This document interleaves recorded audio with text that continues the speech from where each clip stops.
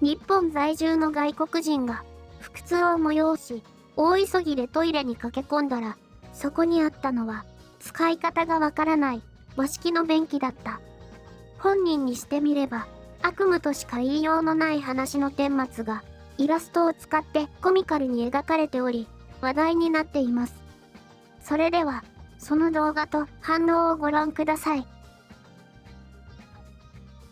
もう何年も前になりますが、ワーキングホリデービザで初めて日本に来た時、英会話の先生という変わった仕事をしたことがあります。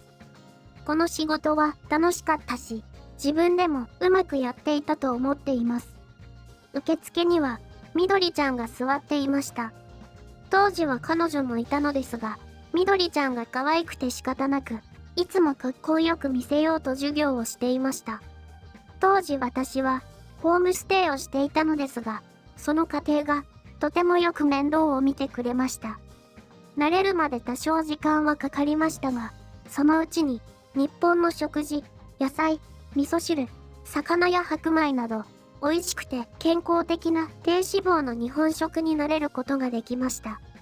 ある日、昼休みに吉祥寺に出かけた時、久しぶりにマックの看板を見かけました。長い間ファストフードを食べていなかったので、たまにはいいのではと思い、入ってみました。そして、大きめのセットとデザートを注文したのです。食べ終わる頃には、少しお腹が膨れて苦しくなりましたが、幸せな気分でした。やがて、昼休みの終わりが近づいていることに気づき、学校へと戻りました。その途中、お腹に異変が。最初は我慢していたのですが、だんだん痛みが激しさを増してきました。これはまずいと走り出したら、今度はその振動でさらなる激痛が。やばい、焦るな、焦るな。私はやっとの思いで学校があるビルに戻り、エレベーターのボタンを必死に叩きました。呼吸を整え、事故が起きないよう、前かがみでエレベーターに乗りました。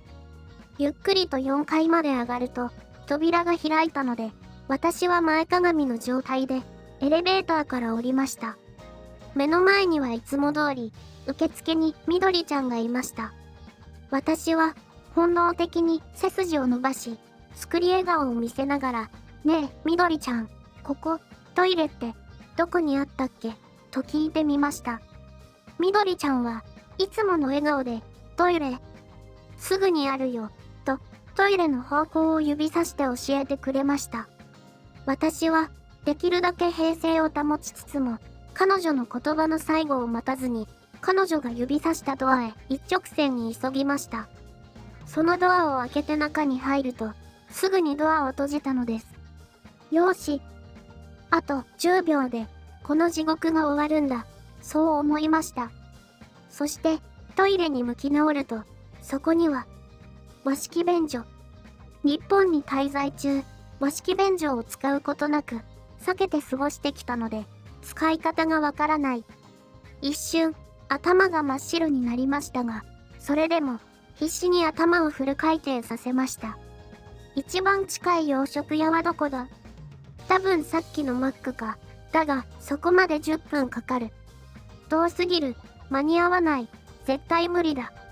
お腹がまた痛く。ついにクライマックス。もう我慢の限界だ。焦ってドアを開け、事故への恐怖心を隠し、冷静さを装いつつ、みどりちゃんに声をかけました。ねえ、みどりちゃん、トイレはここだけ？みどりちゃんは少し首をかしげましたが、すぐに何かを察した様子でした。そう。それしかないんです。と言いながら、彼女は、使い方、見せようか、と言ってくれました。すぐに頭に浮かんだのは、トイレの使い方を一通り説明してもらっている最中に、自滅するかも、という不安。いや、自滅する自信しかない。でも、それより気にかかっていたのは、それまでの1ヶ月間、みどりちゃんの前でかっこよく見せようと頑張ってたのに、しゃがんだまま、うんちをする方法を教えてもらうことになったら、すべて水の泡になってしまう。だから、恥ずかしくて、ごまかそうとしました。いやいや、そういうんじゃなくて、ちゃんと使えるんだよ。でも、もし他にもあったら、楽でいいなって思っただけで、他にはないんだよね。うん、そうなんだよね。でも、本当に大丈夫？何かをこじ開けようとしているうんちを、必死に抑え込みながら笑いかけました。大丈夫大丈夫、問題ないよ。それじゃあこれを使うね。再びトイレにこもり、声にならない恐怖の叫びを上げました。どこを向いて、どこにしたらいいのかもわからない。もう、うんちが大気にさらされつつあって、考える暇すらなくなってしまった。急いでズボンを足首まで下ろして、しゃがんでみました。ところが、お尻の真下にズボンが残っていて、爆弾を落とせないことに気づきました。みんなどうやってるんだ？ズボンを完全に脱ぐのか？私はしゃがんだままズボンが汚れないように、微調整しながら座ってみたのですが、5秒後、新たな問題に直面したのです。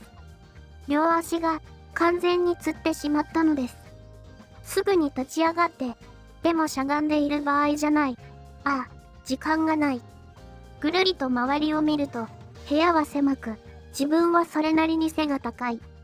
私はすぐに計算し、ドアノブをつかむと、そのまま後ろに寄りかかった。おそらく届くだろうから、そこからの問題は後回しにしようと。どうなったかって？ちゃんとその場所にうんちをすることができたよ。お尻ごとすっぽりね。後日、パートナーにズボンをどうしたらいいか聞いてみました。ポイントはズボンを足首ではなく膝まで下げるでした。その後、お腹も痛くなく、ストレスの少ない状況で練習することができました。良い経験をしたと思っています。文化を取り入れるときには、部分的に選んだりせず、こだわりを捨てて、すべてを受け入れる方が、良い結果になるということに気づきました。安易な道を選ぶと、その後に、避けられない、深いトラブルに見舞われることがあるから、できるだけ早い段階で、できるだけ多くのことを学んだ方がいいと思います。いつ、どんなことが、何のためになるかわからないから。この記事には、海外から様々な意見が寄せられています。そのいくつかをご紹介しますので、ご覧ください。面白かった。確かにこれは、絶対に教えておいてほしいよね。今、日本に来て1年くらいだけど、今のところ、和式はできるだけ避けてる。でもそのうち、立ち向かわざるを得ない時が必ず来るね。ははは、素晴らしいね。すごく有益な情報だったしさ。俺も和式便所の使い方を今から勉強しとく。これは知れてよかったわ。このトイレの使い方を知らずに日本に行ったら、とんだ大惨事に見舞われる羽目になりそうだ。信じてくれるかどうかはともかく、私は和式の方が好きだよ。だって、便座が綺麗かどうかを気にかけなくていいから。私も 100% 同意。最初は使い方に戸惑ったけど、とりあえず使ってみたの。そしたら、洋式よりもっと快適な面もあるんだよね。単に用を足すだけなのに、こんな詩的な話になるなんて。それでこそ、日本のスタイルだ。最後まで見ていただき、本当にありがとうございます。和式便所は、日本の心だよね、と思う人は高評価ボタンを押してください。また、今回の話題について、思っていることがあれば、気軽にコメントしてください。面白い話題をまた探してお伝えしますので、チャンネル登録も忘れないでくださいね。